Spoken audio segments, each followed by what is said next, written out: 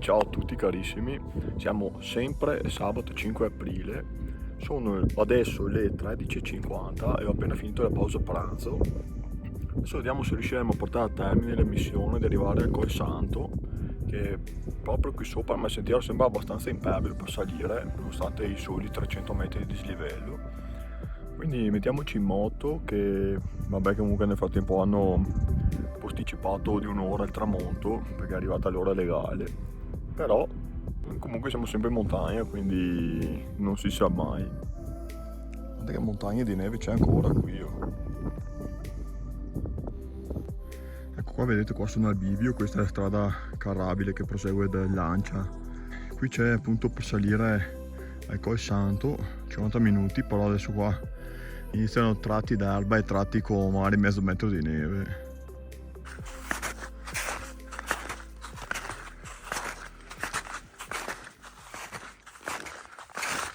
Questo davanti è il Col Santino, si sprofonda un sacco anche con le ciaspole, infatti pazzesco, oggi non avevo mai fatto una fatica del genere, a parte il fatto che neve ce n'è penso ancora un metro abbondante.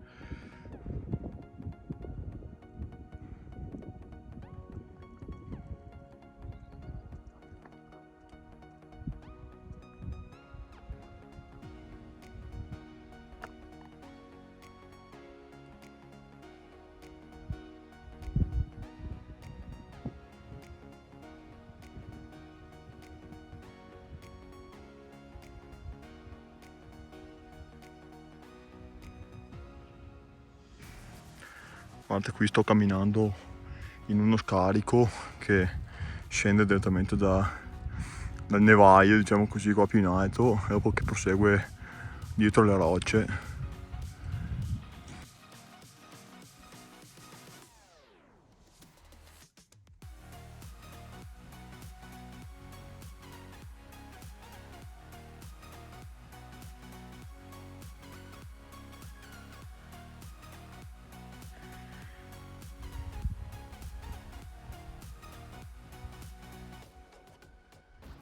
Nel mente che vi ho inquadrato i camosci stupendi, ce ne sono parecchi, ne ho visti 4-5 finora in pochi minuti. Siamo arrivati alla sella di Colsanti, praticamente la valletta che separa appunto il Col Santo dal Col Santino. Adesso vi leggo un po' di indicazioni, sì, ve le mostro direttamente. Comunque siamo a 1995 metri. Vedete, ormai 15 minuti per arrivare alla cima del Col Santo. Del Col Santino 30 minuti. In Lancia a ritroso nella strada che ho fatto io.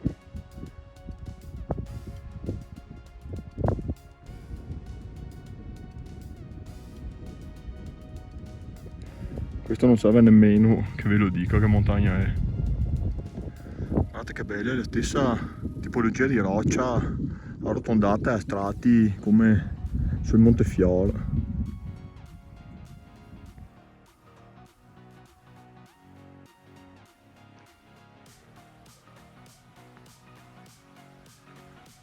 Mamma mia,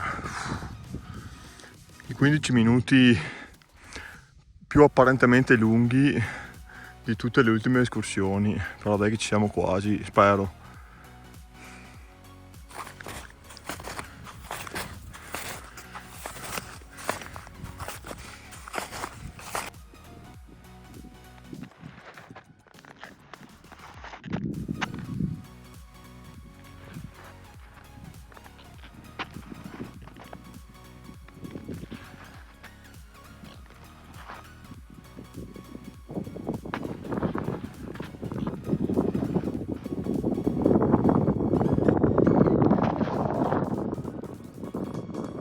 Concludo il giro con la croce di vetta che è poco più giù qua.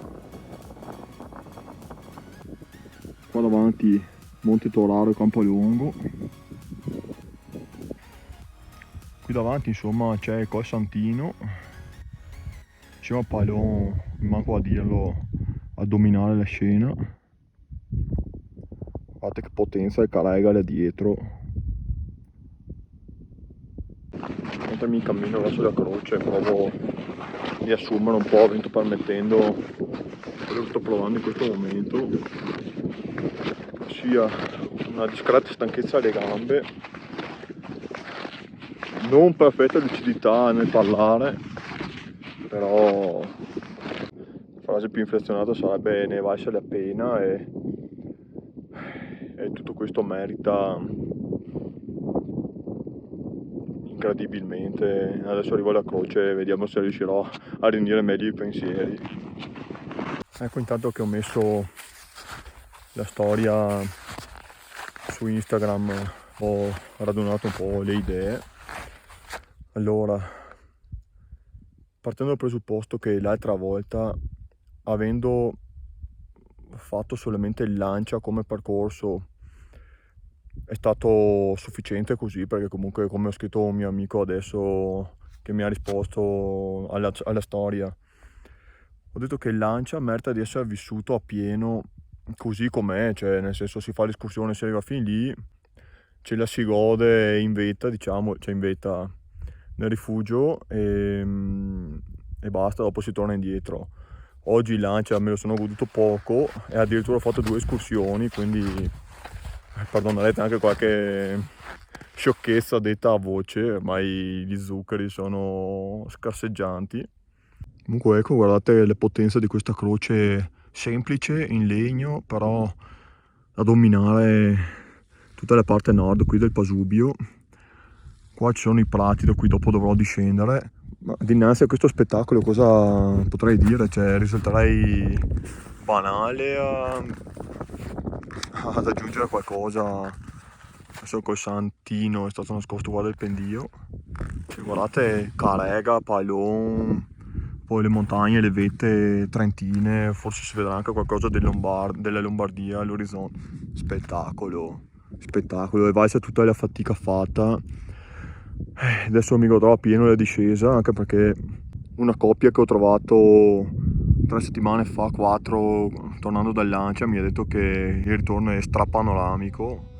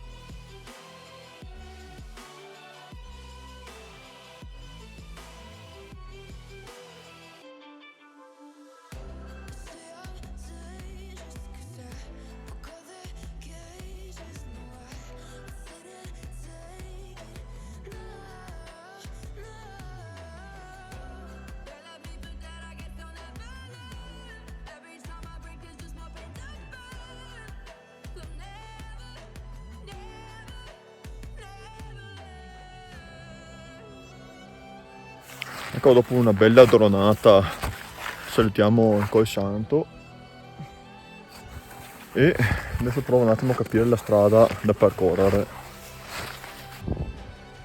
Guardate che cornicione di neve qui davanti, tutto il bordo qui è un cornicione unico praticamente.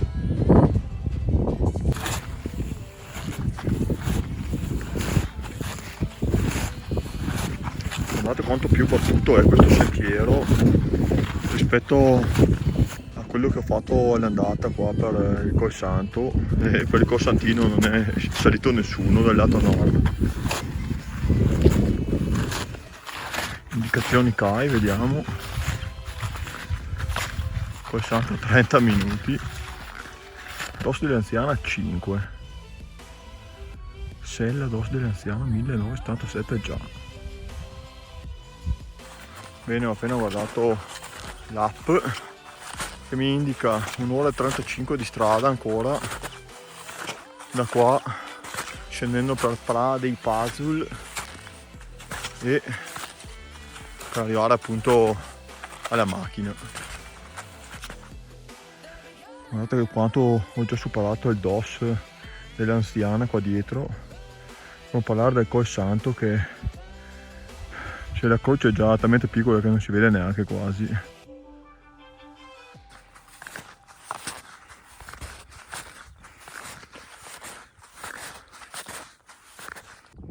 Intanto proprio qua sotto ragazzi c'è l'Alpe Alba con qualche casetta come vedete qui più avanti.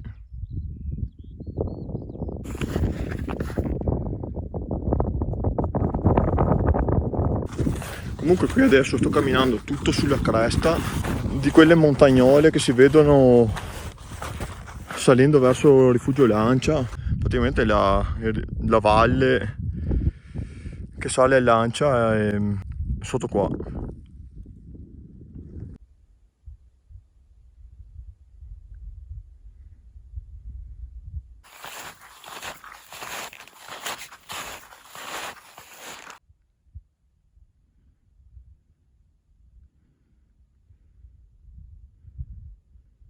Dopo tanto agognato indispensabile lavoro è il momento di togliere le ciaspole.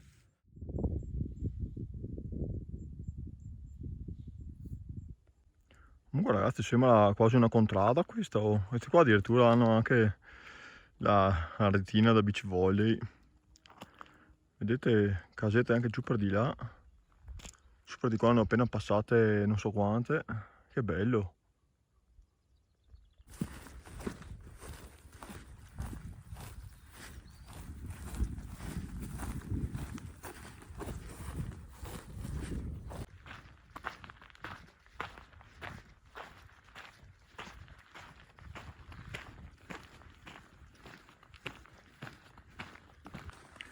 Ed infine, dopo tanta neve, una bella passeggiatina, non dico su pascolo, ma su strada erbosa.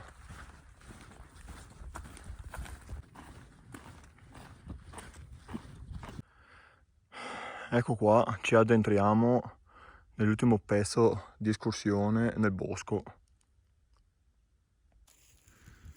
Insomma, alla fine, l'ipotesi che avevo pensato stamattina, ma che non avevo detto perché sennò ovviamente sarebbe saltata la sorpresa, praticamente la strada in piedi che adesso vi inquadrerò alle mie spalle si attacca a quella asfaltata. Eccola qua, è proprio lei. Indicazioni.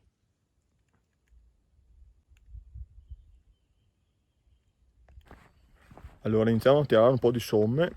A termine questa escursione, anzi questa doppia escursione da 25.000 passi, in cui sono passato attraverso la primavera inoltrata qua a bassa quota, la primavera ai suoi esordi in alto, anzi era quasi freddo a momenti.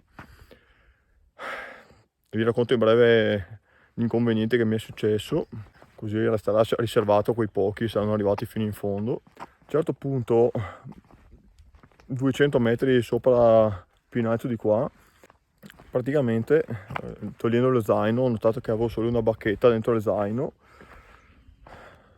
e quindi ho lasciato giù lo zaino un po' fuori dal sentiero e sono tornato su, penso altri 200 metri col ginocchio che già faceva male all'andata la prima volta.